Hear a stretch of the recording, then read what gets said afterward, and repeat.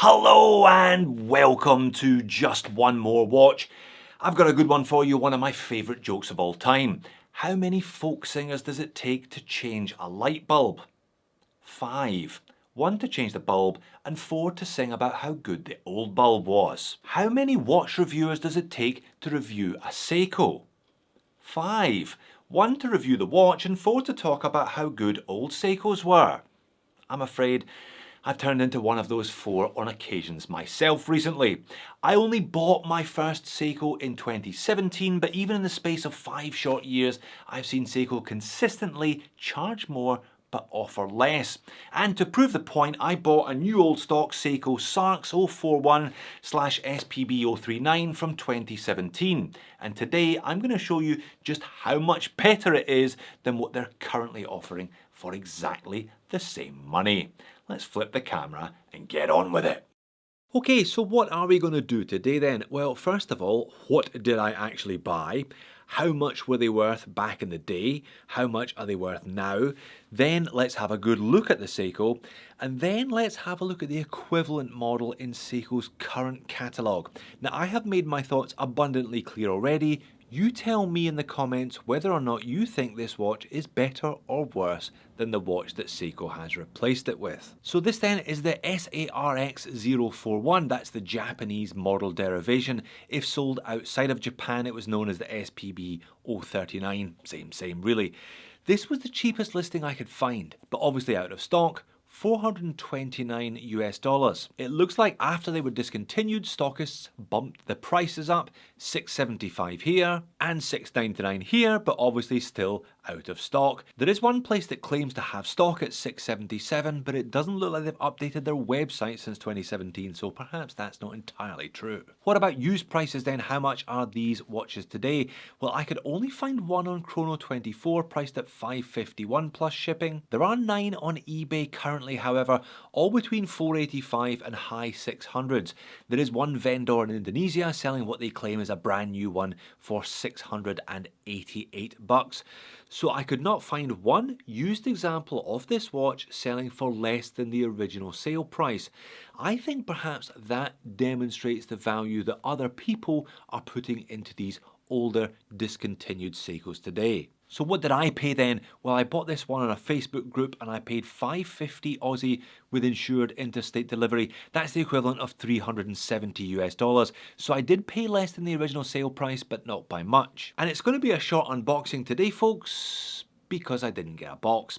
It was sold as new with stickers still on the case back and the clasp, but with no box. I wasn't fussed really, considering that any warranty will have long expired, and it's just something else I would have had to have stored anyway. But it does perhaps explain why I got mine a little bit cheaper though. So in terms of dimensions then, this one is 40.5mm in diameter, which I think is on the upper edges of where this style of watch should be. Certainly it's on the upper edges of my own personal envelope for an everyday three-hander without a dive bezel. Thickness is 12.6, lug to lug is 47.3, 20mm lug width, and it weighs in at 83 grams on the supplied leather strap. Two things that were big factors in my decision-making process were the sapphire crystal with anti-reflective undercoating and the 100 meters of water resistance. So it's a presage, but with a bit of rough and tumble capability. If you get it off that croc and onto some rubber, this one goes anywhere. And indeed, I have ordered this crimson red elite silicone from Barton Bands with exactly that intention. But the croc is actually okay. It's embossed so it's decently thick and it's not as stiff as I had feared. If you are familiar with the Cocktail Time range, I'm sure you know what I mean there. I still don't really get the back to front deployant thing, but it's easy enough to switch around I suppose, and the deployant itself is a high quality item. Case finish is also high quality. The polish on the sides is good enough here that you can see me in my yellow t-shirt filming it. The high polished bezel is nicely angled with well integrated sapphire, and there's some fine brushing to the upper lug surfaces. The lugs themselves curve inwards elegantly, and it's a good crown. Quite thick, quite chunky, quite grippy. It tapers out just a little bit from the case as well, and it's signed with the Seiko S. You know I love a signed crown. Overall, surprisingly nicely finished. And this being an older pre-presage if you see what I mean, it has a 6R15, 23 joules, hacking and hand winding, bi-directional winding, with the bonus of a 50-hour power reserve. You also get a much nicer rotor than you get with a 4R. There's a bit of a question mark over the 6R's reliability though, but the one in my SARB has been running well for years now, so fingers crossed with this one. And then there is the dial. We all know Seiko do great budget dials, and I think this is one of their nicer ones. It's well done, but it's really understated. Just a fine white herringbone pattern running vertically. Now that does give the watch a slight sunburst effect when you move it around, but it's definitely not in your face. Stylized Arabic numerals are printed on and well proportioned, with the red 12 being the single touch that sets this whole dial off. Now this model may be deleted, but Seiko have continued to offer watches with that red 12, as I'll show you a bit later on. There's an applied logo in silver which catches the light on occasions itself and matches the silver frame around the date at 3.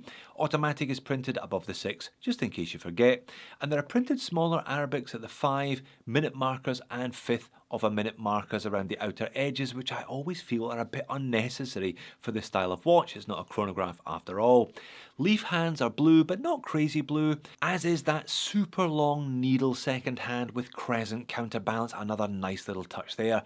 It's a handsome dial, definitely harking back to another era with the leaf hands and stylized Arabics, but it's not overdone or kitsch at all, I don't think. On wrist, I certainly wouldn't want it to be bigger in any dimension, but it fits me very well. 83 grams is perfectly fine for a 40 plus with sapphire. I think the leather strap is comfortable, it's a soft backing to it. I'm glad they chose to brush the deployant rather than leave it polished. Scratches will be less noticeable that way. You get that mild sunburst from the herringbone as mentioned, and the applied Seiko logo makes itself known when you roll the wrist. And you do get some distortion for what seems to be like quite a thick piece of sapphire. Pocket shut to finish then, and again you can see my yellow t-shirt. I think this watch looks really good. I have bought and flipped a bunch of presage models over the years. I think this one stands a fair chance of hanging around for a bit. But that doesn't mean to say that I think it's perfect. I would have loved it if they'd made it a little bit slimmer, perhaps getting down closer to 11mm than 12mm. As I said, I've not got used to that backwards deployant, and the date complication is a little bit awkward where it's situated there, isn't it? The bigger the dial, the more the date sits towards the centre, as you can see with this comparison to my SARB, the smaller watch pulling off the date window much more neatly. But that's a fairly minor set of complaints today, and they become even more minor when you look at how much an equivalent Seiko Presage costs today. So this is probably the closest current model. It's the SRPG25. It has the leaf hands and the red 12, but the Arabics have been replaced by Romans, which I'm sure will put some people off. But it's $10 cheaper, Jody, at $419. What therefore is your point in this video? Well, yes, it is marginally cheaper, and it does contain sapphire crystal, but the movement has been downgraded to a 4R, and water resistance, rather sneakily, has been downgraded as well to a mere 30 meters. So $10 cheaper, but a double done in terms of specs. Good news is you can still buy a watch with essentially the same case, strap, deployant, etc. The SPB039. It also has a 6R movement and 100 meters of water resistance. Bad news is they've added a power reserve, which I think looks ugly, and it costs nearly twice the price of my discontinued 039. There are of course plenty of other presage models to choose from these days, around $400 US, but most of them feature 4R movements, hard Lex crystals, and less water resistant than this watch. And it's not just this SARX041 that has firmed in price to use, shall we say. If you look at the SARB 033 or 035s, they're now selling for more than they ever did, because a lot of people have realised they represent the end of a golden age of value-packed Seikos. I'm not suggesting you rush out and buy one of these used. There are probably other watches out there just as good for less. Many of them from the Swatch group, to be honest. But if you do have one of these, I suggest you hang on to it. Then you too can tut, shake your head and utter those famous words beloved of old men the world over: they don't make them like they used to. So there you have it. If you're after a well-made, good-looking Seiko with all the right specifications for a great price, either find a time machine or perhaps buy a lightly used one like I did. If you want to see some more old school Seiko products that are better than the current catalogue stuff, why not check out my review of the SARB033 or the OG Cocktail Time.